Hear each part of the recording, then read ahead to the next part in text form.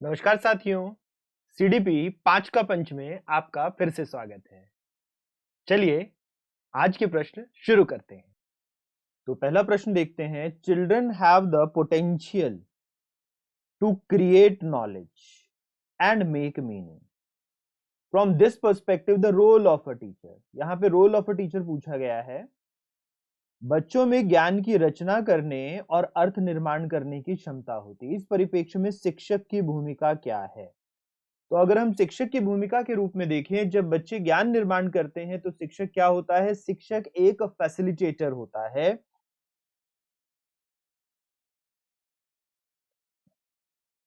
एक कम्युनिकेटर होता है, डायरेक्टर नहीं होता। हिंदी में निर्देशक दे रखा है, डायरेक्टर की जगह। नेगोशिएटर नहीं होता, लेक्चरर नहीं होता।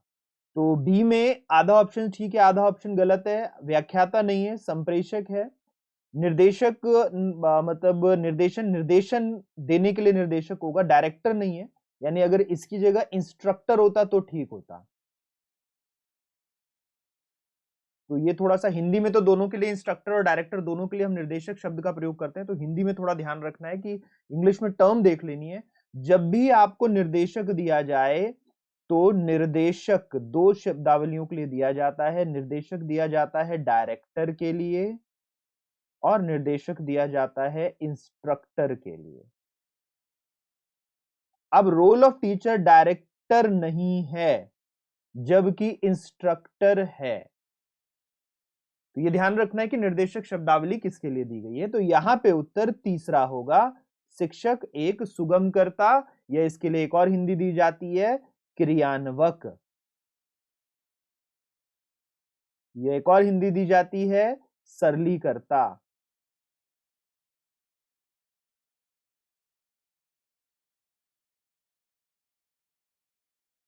तो फैसिलिटेटर शिक्षक होगा, उत्तर यहां तीसरा होगा। अगले प्रश्न की ओर चलते हैं। Which of the following is not a characteristic. तो नॉट पूछा गया है गिफ्टेड चिल्ड्रन। इनमें से कौन सी विशेषता प्रतिभाशाली बच्चों की नहीं है? नहीं पूछा गया है यहाँ पे। हायर ऑर्डर मेंटल प्रोसेस ये रहेगी, उच्चतर श्रेणी की मानसिक प्रक्रियाएं करेंगे जो कि गिफ्टेड चिल्ड्रन होंगे, प्रतिभाशाली बालक होंगे। हेल्प सेल्फ एफिकेसी, आत्म क्षमता भी उच्च होगी, हाई होगी। बिलो एवरेज मेंटल प्रोसेसेस, तो बिलो एवरेज मेंटल प्रोसेसेस नहीं होती, निम्न औसतीय मानसिक प्रक्रियाएं नहीं होती। सॉल्विंग प्रॉब्लम्स इंसाइटफुली ये भी रहेगा। अंतर्दृष्टि पूर्वक समस्याओं का समाधान गिफ्टेड चिल्ड्रन कर पाते हैं, उनपे अंतर्दृष्टि पाई जाती है, उच्च श्रेणी की मानसिक प्रक्रियाएं होती हैं और उच्च आत्म क्षमता होती है। They have the self efficacy of higher level, they have the higher order of mental processes, they can solve insightfully, they have the insight of solving various kind of problems। तो यहाँ पे उत्तर जो हम देखेंगे, क्योंकि नहीं पूछा था, तो तीसरा रहेगा।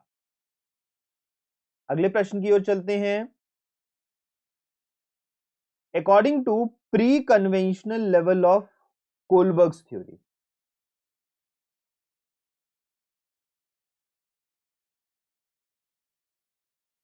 कोलबर्ग सिद्धांत के पूर्व परंपरागत स्तर के अनुसार, अब यहां पूर्व परंपरागत स्तर पूछा है, प्री कन्वेंशनल लेवल पूछा गया है।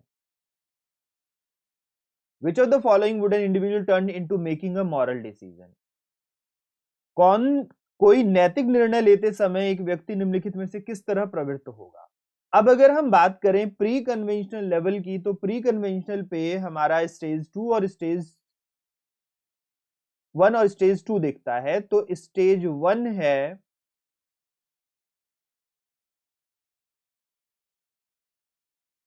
पनिशमेंट एंड ओबीडियंस,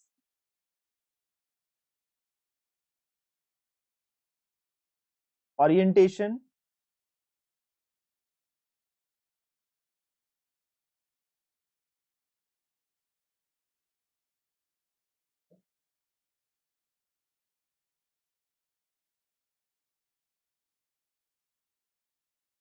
और स्टेज 2 है जिसे हम नाम देते हैं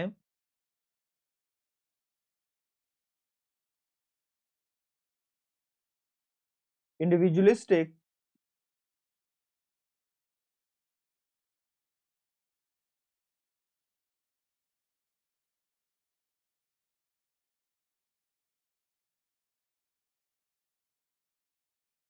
एंड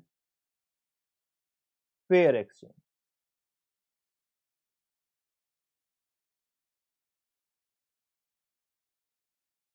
तो अवस्था एक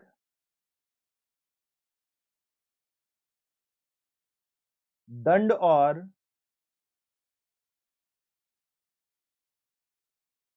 आज्ञाकारिता बोधन,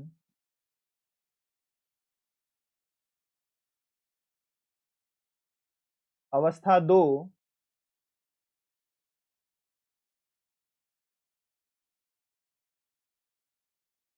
वैयक्तिकता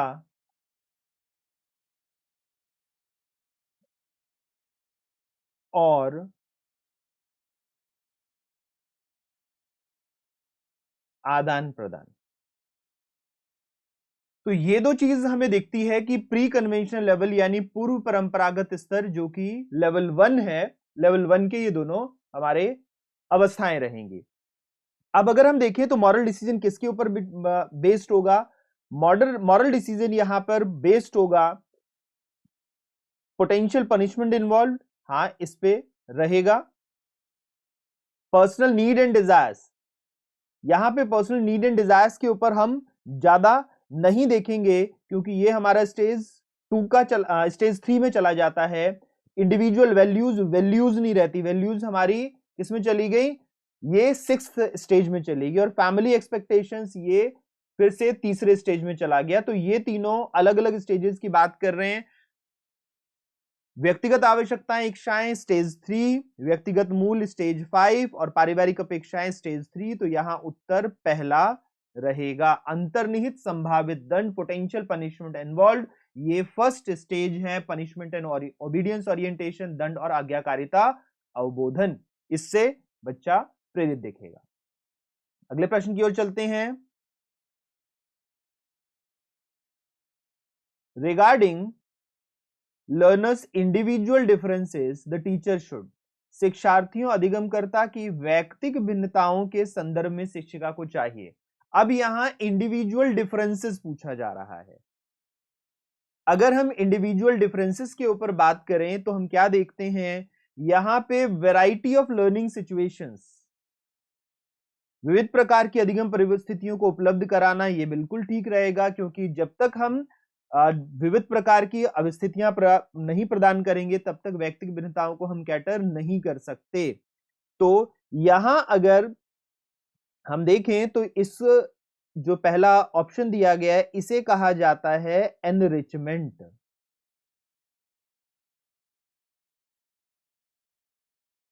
इसे कहा जाता है समृद्धिकरण। जहां हम बालक को इतनी तरह की विविध गतिविधियां उपलब्ध करवाते हैं कि प्रत्येक बालक को अपनी वैयक्तिक भिन्नताओं के अनुसार अधिगम के अवसर प्राप्त हो सके। तो उत्तर तो हमें यही दिखता है, फिर भी बाकी हम और कथनों को भी देख लेते हैं। निगमनात्मक पद्धति, डिडक्टिव मेथड, जहां बच्चे को एक सूत्र शिक्षक बता देता है डिडक्टिव मेथड में, ये नहीं रहेगा क्योंकि बच्चे को अब स्वयं ज्ञान का निर्माण करना है, सूत्रों का अनुसरण नहीं करना। जो एक तरीका बता देता है टीचर, एक फॉर्मूला बता देता है, उसको यूज करके काम करे बच्चा, प्रॉब्लम सॉल्व करे, ये काम नहीं करना। एलॉग्रिथम्स, कलन विधि, तो कलन विधि फिर से शिक्षक द्वारा या किताबों के द्वारा बताई जाती है, उसको बच्चा प्रयोग करता है समस्या समाधान के लिए। Algorithms are being taught by the teachers और the books, therefore the students are using those algorithms to solve problem. That is also not a individualistic method. Provide facts to student to memorize them, याद करने के लिए शिक्षार्थियों को तथ्य उपलब्ध करवाना फिर से निर्माणवाद नहीं है। यहां पर इंडिविजुअल डिफरेंसेस कैटर नहीं हो पाएंगे। उत्तर यहां पहला रहेगा। अगले प्रश्न की ओर चलते हैं। Which one of the following is not the principle of child development? तो यहां अगर हम देखें नॉट पूछा गया है और प्रिंसिपल ऑफ चाइल्ड डेवलपमेंट के ऊपर बात की गई है। बाल विकास का सिद्धांत नहीं है। All development follow a sequence, सभी विकास एक क्रम का पालन करते हैं। तो निश्चित दिशा और निश्चित क्रम का सिद्धांत तो पहला तो सिद्धांत है। All areas of development are important, विकास के सभी क्षेत्र महत्वपूर्ण है और अंतर्निहित होते हैं, they are interrelated, and the deficiency in any one area will negatively impact the other areas. तो सभी विकास के क्षेत्र महत्वपूर्ण हैं, अंतर्निहित होते हैं और किसी भी एक क्षेत्र में कमी सभी क्षेत्रों को नकारात्मक रूप से प्रभावित करती है। तो ये भी विकास का सिद्धांत है। All development result from the interaction of maturation and experience, सभी विकास परिपक्वन तथा अनुभव की अंतःक्रिया का परिणाम होते हैं, ये भी बिल्कुल ठीक है। Learning and maturity, experience and maturity are interacting and interdependent, विकास तथा परिपक्वन तथा अनुभव तथा अधिगम ये सब अंतरक्रिया करते हैं और बालक के लिए अंतर्निहित होते हैं, विकास में अंतर्निर्भर करते हैं विकास के लिए। Lastly, all development learning proceeds in equal rate, ये इक्वल रेट गलत है। एक समान गति से कभी भी सभी विकास या सभी अधिगम एक समान गति से नहीं दिखते। यहां पर they all show different type of speed at different time, दो तरह का हमें इसमें दिखता है, एक काल में अलग अलग विकास की अलग अलग गति होती है, या एक विकास के जब हम पड़ावों को देखेंगे तो अलग अलग पड़ावों में अलग अलग अवस्थाओं में अलग अलग गति देखने को मिलेगी। Different stages of development have different rates of development, at a single time different areas of development will show different rate of development. So the fourth statement is wrong, क्योंकि यहां आंसर पूछा गया है कि नहीं, तो यही चौथा कथन ही उत्तर है, क्योंकि ये विकास का, बाल विकास का सिद्धांत नहीं है। It is not the principle of child development. तो साथियों, उम्मीद करता हूं कि आपको ये सभी प्रश्न बहुत बेहतर तरीके से समझ आए होंगे। इसी तरीके के और प्रश्न जो कि आपकी अंडरस्टैंडिंग और एप्लीकेशन को बढ़ाएं, मैं लेकर आता रहूंगा। वो सभी लोग जो मुझे देख रहे थे उन सभी का धन्यवाद। फिर मिलते हैं साथियों, नमस्कार।